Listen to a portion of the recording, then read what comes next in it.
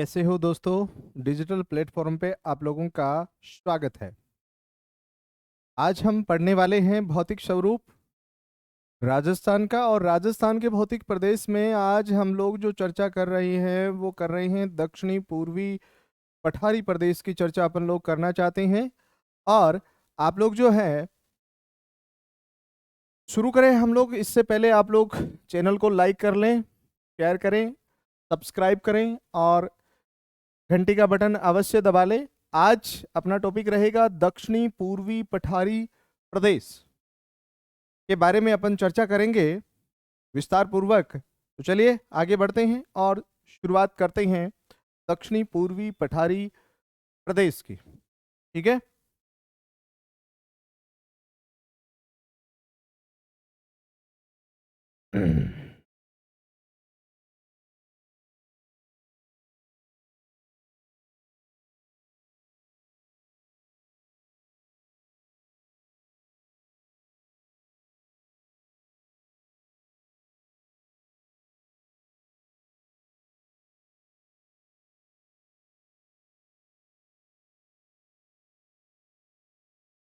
पठारी प्रदेश, दक्षिणी पूर्वी पठारी प्रदेश के विषय में आज अपन लोग चर्चा करने वाले हैं। तो दक्षिणी पूर्वी पठारी प्रदेश की अगर बात करेंगे तो आप एक चीज तो बड़ी सीधी सी सिंपल सी समझ लीजिए, ये दक्षिणी पूर्वी जो पठारी प्रदेश है, इसको हम लोग इस प्रदेश को शामिल करने वाले हैं, इसको पढ़ने वाले हैं।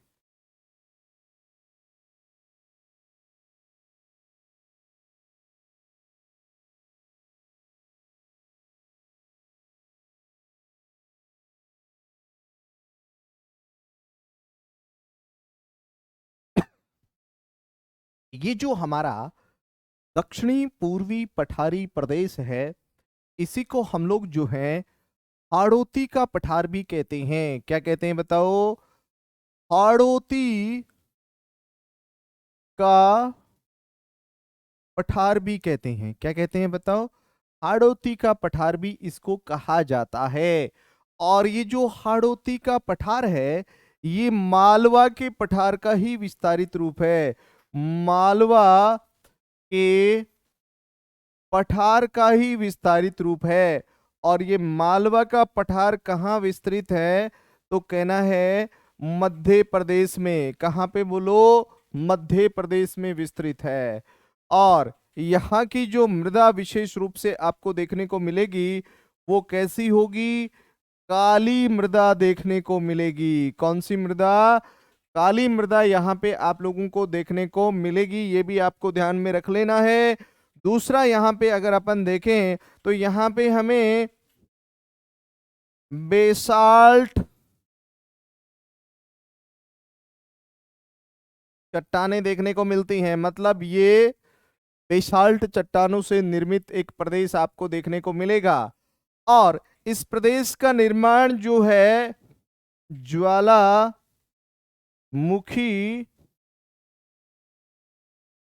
लावा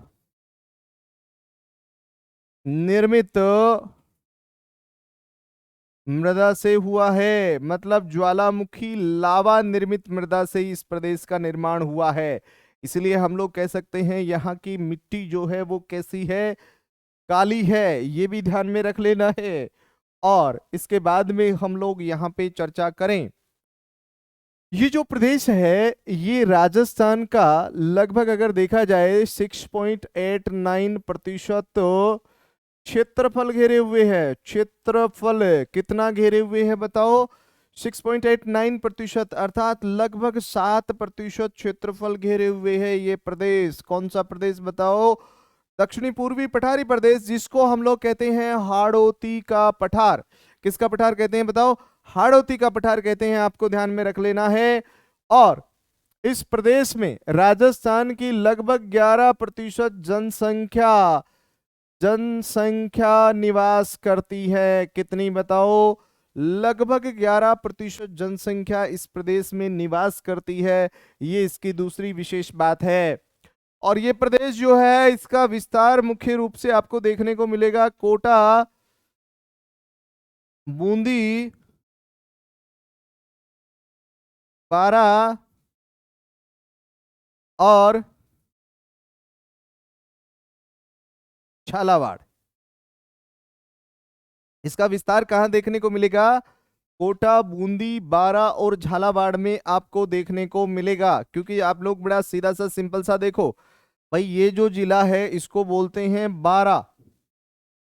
कौन सा है? बारा। और ये वाला है इसको बोला जाता है झालावाड़।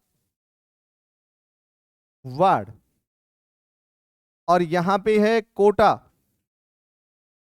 और यहां पे है आपका बूंदी। कौन सा बताओ? बूंदी। तो कहने का मतलब यही जो क्षेत्र है इसी को कहा जाता है हाड़ौती का पठार, और इसी को कहते हैं दक्षिणी पूर्वी पठारी प्रदेश। जहां की मृदा आप लोगों को देखने को मिलेगी काली। कैसी बताओ? काली मृदा देखने को मिलेगी। और आपको ध्यान क्या रखना है कि ये जो प्रदेश है, विशेष बात मैं यहाँ पे करूं आप लोगों से,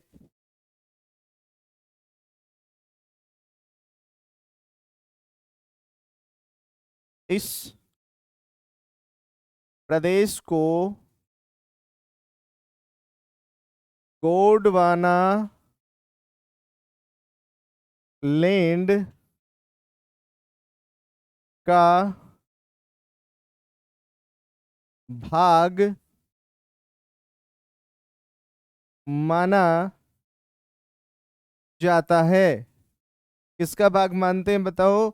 गोंडवाना लैंड का इसको भूभाग माना जाता है। ये एक प्राचीन भूखंड है। गोंडवाना लैंड क्या है बताओ? एक प्राचीन भूखंड है। और आपको दूसरा प्रश्न याद रखना है, भारत का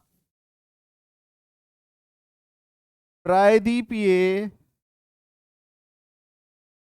पठारी प्रदेश गोंडवाना लैंड भूखंड का भाग है। देखो ध्यान रखना, ये जो हमारा जो विशेष रूप से अगर बात करें भारत का, राजस्थान का जो पठारी प्रदेश है, दक्षिणी पूर्वी पठारी प्रदेश, जिसको हमने हाड़ौती का पठार कहा है, वो गोंडवाना लैंड भूखंड का हिस्सा है। और गोंडवाना लैंड भूखंड का ही हिस्सा हमारा प्रायद्वीपीय पठारी प्रदेश है भारत का। ठीक है। और प्रायद्वीपीय पठारी प्रदेश में विशेष रूप से हम लोग कहते हैं कि ढक्कन का लावा पठार स्थित है। कौन सा बताओ? ढक्कन का लावा पठार। कौन सा पठार बताओ? ढक्कन का लावा पठार। ये जो है वो भारत में विशेष रूप से गुजरात है, महाराष्ट्र है, मध्य प्रदेश है, तेलंगाना है, कर्नाटक है,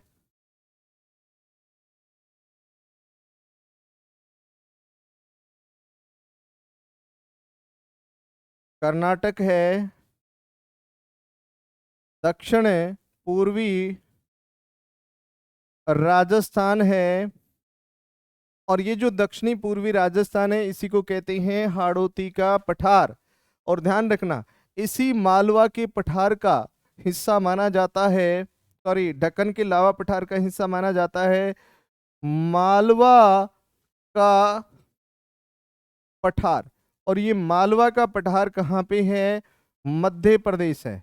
और इस मालवा के पठार का, मालवा के पठार का उत्तरी भाग हाड़ौती का पठार, पूर्वी भाग हाड़ौती का पठार है। और ये हाड़ौती का पठार कहाँ पे है? दक्षिणी पूर्वी राजस्थान में विस्तृत है। आपको ये चीज ध्यान में रख लेनी है। तो कहने का मतलब बड़ा सीधा सा है, इस प्रदेश गोंडवाना, ये इस प्रदेश गोंडवाना का भाग माना जाता है। आप यूं कह सकते हो यह प्रदेश गोंडवाना का भाग माना जाता है। भारत का प्रायद्वीपीय पठारी प्रदेश गोंडवाना का हिस्सा है और प्रायद्वीपीय पठारी प्रदेश का भाग है दक्कन का लावा पठार, जहां की मिट्टी कैसी है, काली है और ज्वालामुखी उद्गार से निर्मित मिट्टी यहां पे देखने को मिलती है। भाई यहाँ की मिट्टी कैसी है, काली, और उस मिट्टी का निर्माण किससे हुआ है, ज्वालामुखी लावा निर्मित। भाई जो मिट्टी है वो कैसी है, यहाँ की काली है, ज्वालामुखी लावा निर्मित मिट्टी है और ये भारत की एक महत्वपूर्ण कपास पेटी है। और इसी ढक्कन के पठार का भाग माना जाता है मालवा का पठार, और मालवा के पठार का उत्तरी भाग जो है उसको कहते हैं हाड़ौती का पठार। और इस हाड़ौती के पठार का विस्तार देखने को मिलता है हमारे राजस्थान में। किसमें देखने को मिलता है बताओ, हमारे राजस्थान में मिलता है मेरे प्रिय विद्यार्थियों। अब आगे बढ़े तो आगे बात करें इस प्रदेश की, तो आप लोग ध्यान पूर्वक सुन लीजिए, आगे बढ़ते हैं। और इस प्रदेश को विशेष रूप से कुछ भागों में डिवाइड किया जाता है। बात की जाए, इसको मुख्य रूप से दो उपभागों में डिवाइड कर सकते हो। एक है विंध्य कगार भूमि। कौन सी भूमि बताओ, विंध्य कगार भूमि, विंध्य कगार भूमि। और 2 नंबर यहां पे आता है दक्कन का लावा पठार। कौन सा पठार बताओ, दक्कन का लावा पठार। तो देखिए विशेष रूप से यहां पे अगर हम लोग चर्चा करें दक्कन के लावा के पठार की या विंध्य कगार की, देखो ये जो विंध्य कंगार भूमि है, कौन सी भूमि, विंध्य कगार जो भूमि है, ये बड़े बड़े बालू का शिला खंड पत्थरों से निर्मित भूमि है, जो स्लेटी पत्थरों द्वारा अलग होती है। तो देखो ये प्रश्न परीक्षा में पूछा गया है कि विंध्य कगार भूमि कौन सी है, तो बड़े बड़े बालू का शिलाखंड पत्थरों से निर्मित भूमि है जो कि स्लेटी पत्थरों के द्वारा क्या होती है, अलग होती है। और ये विंध्य विंध्य कगार जो है भूमि, विशेष रूप से अगर हम लोग बात करें तो आपके सामने एक बहुत अच्छा प्रश्न बनता है, और वो सबसे अच्छा प्रश्न बनता क्या है उसकी अगर हम लोग बात करें तो वो प्रश्न बनेगा ग्रेट बाउंड्री थ्रस्ट। कौन सा बनेगा बताओ, ग्रेट बाउंड्री थ्रस्ट। और ये जो ग्रेट बाउंड्री थ्रस्ट है ना, तो आप लोगों को देखना है कि विशेष रूप से आपको ये थ्रस्ट जो है चित्तौड़, बूंदी और यहां से होते हुए थोड़ा कोटा होते हुए आपको यहाँ पे सवाई माधोपुर तक देखने को मिल सकता है ग्रेट बाउंड्री थ्रस्ट। तो इसका विस्तार कहां पे देखा जा सकता है, बेंगू। और बेंगू कहां पे है बोलो, चित्तौड़। बेंगू कहां पे है, चित्तौड़। बेंगू चित्तौड़ से आपको ये देखने को मिल सकता है कोटा, और कोटा के बाद में सवाई माधोपुर, माधोपुर। और एक ये आपको बूंदी में दिखाई देता है, कहां पे बोलो, बूंदी में। कौन सा, ग्रेट बाउंड्री थ्रस्ट। तो ग्रेट बाउंड्री थ्रस्ट कहां पे, बेंगू चित्तौड़ से कोटा, बूंदी और सवाई माधोपुर के बीच आपको इसको स्पष्ट रूप से आप लोग देख सकते हो। ये भी आपको ध्यान में रख लेना है, ग्रेट बाउंड्री थ्रस्ट। ठीक है, तो ये चीज आपको यहां पे विशेष रूप से ध्यान में रख लेनी है। दूसरा प्रश्न बनता है ढक्कन का लावा पठार। अब ये ढक्कन का जो लावा पठार है विशेष रूप से हम लोग कहते हैं कोटा, बूंदी, बारा, झालावाड़ में देखने को ये विशेष रूप से हमें मिलता है, तो यहां पे इसकी हमें अब चर्चा करनी है। ठीक है, चर्चा शुरू करें, आगे बढ़े। तो देखिए,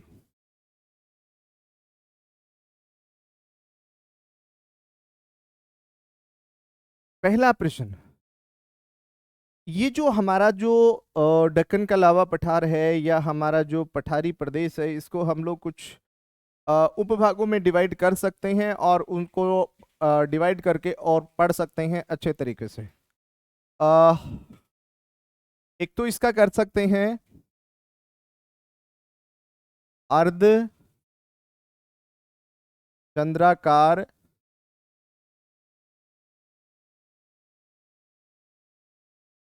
पहाड़ी क्षेत्र। 2 नंबर कर सकते हैं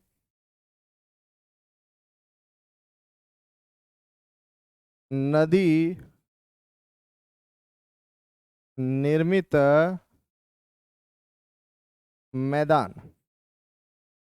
एक कर सकते हैं, एक इसका शाहाबाद उच्च भूमि। क्या किया हमने? शाहाबाद उच्च भूमि। एक कर सकते हैं झालावाड़ का पठार। इनको पढ़ना जरूरी है, याद रखना जरूरी है। और एक कर सकते हैं डग गंगाधर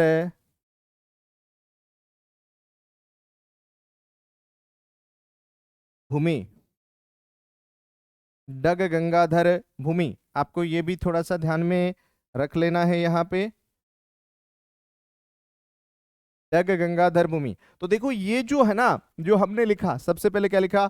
अर्धचंद्राकार पहाड़ी क्षेत्र या नदी निर्मित मैदान या शाहाबाद उच्च भूमि क्षेत्र, या आपका ध्यान रखना झालावाड़ का पठार या डग गंगाधर भूमि। ये चीज आप लोगों को ध्यान में रख लेनी है। और इनसे कौन कौन से प्रश्न बन सकते हैं हमारे लिए, वो जरूर हमें देखने हैं यहाँ पे। तो देखो, सबसे पहले बात करेंगे अर्धचंद्राकार पहाड़ियां। कौन सी पहाड़ियां? अर्धचंद्राकार जो पहाड़ी क्षेत्र है उसकी बात करेंगे यहाँ पे। तो देखो, मेन चीज आपको क्या समझनी है यहाँ पे, बड़ी सीधी सी सिंपल सी बात मैं आप लोगों से करूं कि सबसे पहला पॉइंट हमने लिया है यहाँ पे अर्ध चंद्राकार पहाड़ी क्षेत्र। अब देखो, ये क्षेत्र कहाँ पे आपको मिलेगा, विशेष बात ध्यान रखना। ये जो यहाँ पे आपको बूंदी है और ये जो यहाँ पे कोटा है, विशेष इस तरीके से समझो इसको। तो यहाँ पे आपको जो है बूंदी में बूंदी की पहाड़ियां, बूंदी की पहाड़ियां, ये जो बूंदी की पहाड़ियां हैं, बूंदी में अर्धचंद्राकार पहाड़ियां आपको देखने को मिलती हैं। यहाँ पे आपको बूंदी की पहाड़ियों में आपको आडावल वल पर्वत भी देखने को मिलता है। तारागढ़ की पहाड़ियां भी हैं यहाँ पे। तारागढ़ की पहाड़ियां, देखो ध्यान रखना, तारागढ़ की पहाड़ियां अजमेर में भी हैं। कहाँ पे हैं? अजमेर में भी हैं। और एक बात ध्यान रखना, यहाँ पे आपको मुकंदरा हिल्स की पहाड़ियां भी देखने को मिलेंगी। कौन सी पहाड़ियां? मुकंदरा हिल्स की पहाड़ियां, जो कि कोटा और झालावाड़ के बीच में विशेष रूप से देखने को मिलती हैं। कौन सी पहाड़ियां? मुकंदरा हिल्स की पहाड़ियां। और ये मुकंदरा हिल्स की पहाड़ियां, यहाँ पे आपको जो है हमारा मुकंदरा हिल्स नेशनल पार्क भी देखने को मिलता है। और यहीं पे हमने एक टाइगर प्रोजेक्ट भी शुरू कर रखा है, जो कि आपको याद रख लेना है। और यहाँ की जो ऊंची चोटी मानी जाती है विशेष रूप से, जिसको बोला जाता है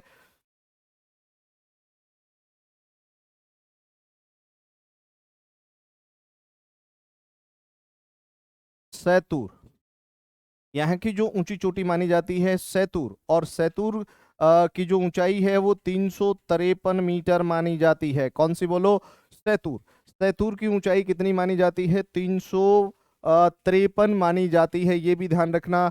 और यहीं पे आपको जो है चांदवाड़ी चोटी भी देखने को मिलती है। कौन सी बताओ? चांदवाड़ी। और इस चांदवाड़ी चोटी की जो ऊंचाई है वो 517 मीटर मानी जाती है। कितनी मानी जाती है? 517 मीटर मानी जाती है। ये अर्धचंद्राकार पहाड़ियां जो है विशेष रूप से कोटा बूंदी और झालावाड़ के कुछ क्षेत्र में हमें ये पहाड़ियां देखने को मिलती हैं। तो बूंदी की पहाड़ियां बूंदी में है, अडावल पर्वत बूंदी में है, तारागढ़ की पहाड़ियां भी कहाँ पे है? बूंदी में है। मुकंदरा हिल्स की पहाड़ियां कोटा और झालावाड़ में विस्तृत हैं। सैतूर यहाँ की ऊंची चोटी है। इसके अलावा एक चोटी और मानी जाती है जिसको बोलते हैं चांदवाड़ी चोटी। ये कहाँ पे है? 517 मीटर इसकी क्या है? ऊंचाई है। तो ये भी इन्हीं अर्धचंद्राकार पहाड़ियों में हमें देखने को मिलती है, जो कि आप लोगों को ध्यान में रख लेना है। उसके बाद में देखिए अगली बात करें तो आपके सामने आएगा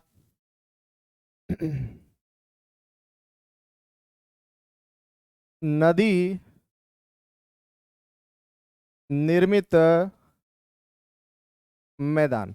तो देखो एक चीज ध्यान में रख लो, नदी निर्मित जो मैदान है ना, इस मैदान का निर्माण नदियों के द्वारा किया गया है।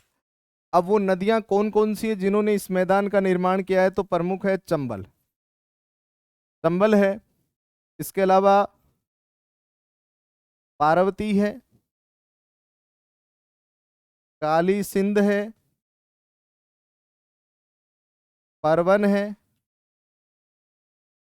आहू है। ये कुछ ऐसी नदियां हैं जो महत्वपूर्ण है जिन्होंने इस मैदान का क्या किया है?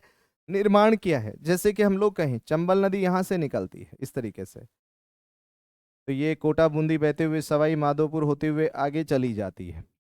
अब इधर मध्य प्रदेश से एक नदी निकल करके आती है काली सिंध। कौन सी? काली सिंध। इधर एक मध्य प्रदेश से निकल के आती है कौन सी? पार्वती, है ना। अब काली सिंध में सॉरी इसमें काली सिंध में एक नदी मिलती है परवन। एक नदी इधर से आगे मिलती है जिसको बोलते हैं आहू। क्या बोलते हैं?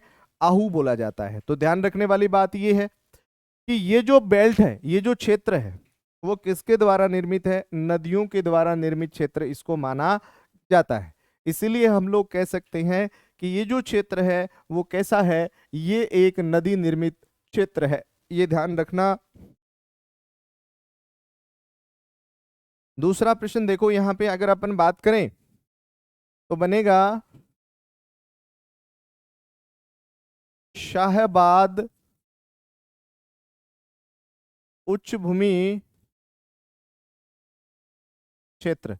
तो शाहबाद उच्च भूमि क्षेत्र आपको कहाँ देखने को मिलेगी? तो सीधी सी बात समझ लो, ये आपको यहाँ पे, ये जो आपका यहाँ पे कौन है? बारा है। ये कौन है बताओ? बारा। इस बारा के यहाँ पे पूर्व में, है ना, मध्य प्रदेश और बारा के विशेष रूप से सीमा पे आपको शाहगढ़ उच्च भूमि देखने को मिलती है ना। यहाँ पे एक बहुत अच्छा प्रश्न बनेगा, यहाँ पे एक अच्छा प्रश्न बनेगा। यहाँ पे आपको रामगढ़ के निकट घोड़े के नाल जैसी पहाड़ियां देखने को मिलती हैं। कैसी पहाड़ियां बताओ? घोड़े के नाल जैसी पहाड़ियां देखने को मिलती हैं। भाई कैसी पहाड़ियां देखने को मिलती हैं बताओ? घोड़े के नाल जैसी पहाड़ियां देखने को मिलती हैं। ठीक है, तो आपको ये चीज भी ध्यान में रख लेनी है। और ये पहाड़ियां कहाँ? रामगढ़ के निकट घोड़े के नाल जैसी पहाड़ियां देखने को मिलती हैं। और घोड़े के नाल जैसा जो जिला दिखाई देता है वो हमारा चित्तौड़गढ़ है। कौन सा बताओ? चित्तौड़गढ़ है। ये भी आपको ध्यान में रख लेना है। उसके बाद में देखो एक पॉइंट आपका आता है झालावाड़ का पठार।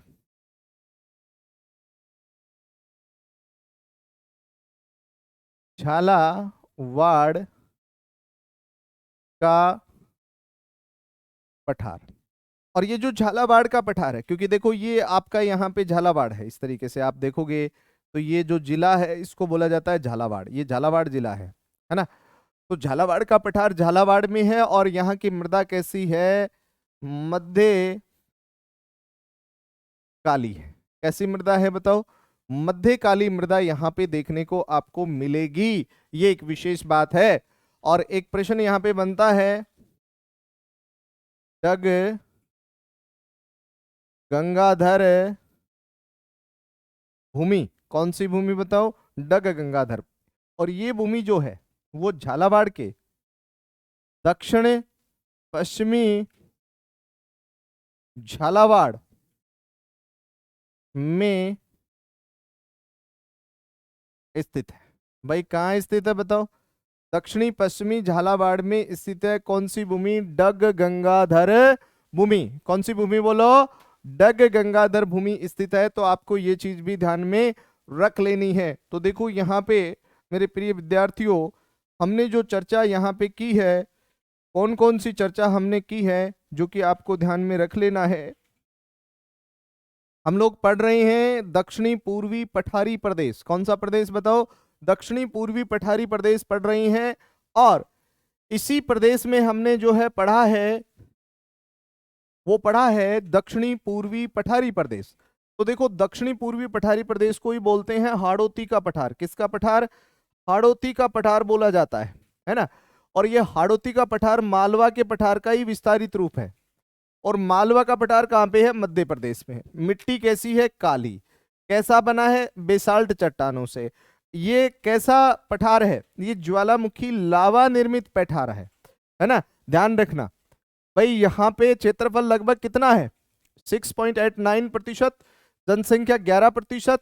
और ये कहाँ विस्तृत है, कोटा बूंदी झालावाड़ 12 में विस्तृत है। आपको ये चीज ध्यान में रख लेनी है। फिर हमने कहा यह प्रदेश जो है गोंडवाना लैंड का ही भाग माना जाता है। और गोंडवाना लैंड का भाग ही भारत का प्रायद्वीपीय पठारी प्रदेश है। और प्रायद्वीपीय पठारी प्रदेश का हिस्सा है दक्कन का लावा पठार। और दक्कन के लावा पठार का हिस्सा माना जाता है मालवा का पठार। और मालवा के पठार का उत्तरी भाग जो है वो राजस्थान में विस्तृत है, जिसको कहते हैं हाड़ौती का पठार। क्या कहते हैं बताओ, हाड़ौती का पठार कहते हैं। आपको ये चीज भी ध्यान में रख लेनी है। उसके बाद में हमने कहा ये जो प्रदेश है इसको दो भागों में डिवाइड कर सकते हैं, विंध्य कगार भूमि और दक्कन का लावा पठार। और ये विंध्य कगार भूमि जो है वो बड़े बड़े बालू का शिलाखंड पत्थरों से निर्मित भूमि है, जो स्लेटी पत्थरों के द्वारा क्या होती है, अलग होती है, ध्यान रखना। और चंबल नदी के सारे इस प्रकार की भूमि देखने को मिल सकती है। बहुत अच्छा प्रश्न बनेगा, ग्रेट बाउंड्री थ्रस्ट। तो ग्रेट बाउंड्री थ्रस्ट जो है वो बेंगू, चित्तौड़गढ़, कोटा, बूंदी और सवाई माधोपुर में देखा जा सकता है। थ्रस्ट का मतलब खाई से लगा सकते हो। फिर हमने इसको कुछ भागों में डिवाइड किया है, अर्धचंद्राकार उच्च भूमि क्षेत्र, नदी निर्मित मैदान, शाहबाद उच्च भूमि क्षेत्र, झालावाड़ का पठार और डग गंगाधर भूमि। तो ये हमने डिवाइड किया और फिर इसको हमने अलग अलग देखा। तो सबसे पहले हमने बात की कि अर्धचंद्राकार पहाड़ियां जो है बूंदी और कोटा में देखने को मिलेंगी। बूंदी की पहाड़ियां, अडावल, तारागढ़ की पहाड़ियां, मुकंदरा हिल्स की पहाड़ियां, सतूर एक चोटी है यहाँ पे 353 मीटर, और एक चांदबाड़ी है जो कि चांदबाड़ी है कितनी, 517 मीटर। ये भी ध्यान रख लेना। उसके बाद में नदी निर्मित मैदान, चंबल, पार्वती, कालीसिंध, परवन और आहू, और वह इनकी कुछ सहायक नदियों के द्वारा इस मैदान का निर्माण किया गया है, याद रखना। फिर हमने देखा शाहबाद उच्च भूमि रामगढ़ के निकट। रामगढ़ देखो, ये शाहबाद उच्च भूमि कहां पे है, 12 में है। कहां पे बताओ, 12 में। और रामगढ़ के निकट यहाँ पे आपको घोड़े के नाल जैसी पहाड़ियां देखने को मिलेंगी, ये ध्यान रखना। और घोड़े के नाल जैसा जिला कौन सा है, चित्तौड़गढ़ है, ये ध्यान में रख लेना। फिर हमने कहा कि भाई झालावाड़ का पठार झालावाड़ में है, और ये काली मिट्टी यहाँ पे देखने को मिलती है, डग गंगाधर भूमि। तो दक्षिण पश्चिमी झालावाड़ में स्थित ये भूमि है, और इसी को नाम क्या है, डग गंगाधर उच्च भूमि भी आप इसको कह सकते हो।